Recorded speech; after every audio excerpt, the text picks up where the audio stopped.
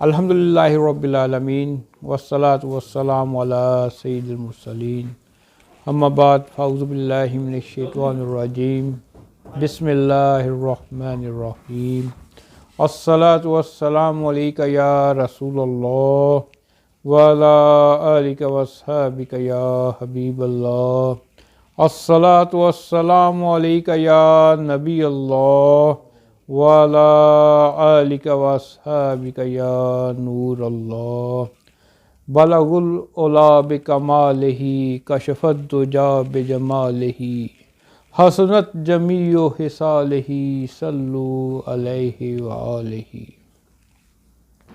Urdu global की तरफ से पूरी दुनिया में बसने वाले तमाम मुसलमानों को आमद मुस्तफ़ा सल्लल्लाहु ताला अलैहि वसल्लम का मुबारक महीना रबी अव्वल मुबारक हो।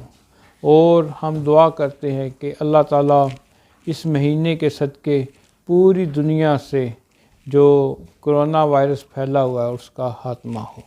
शुक्रिया।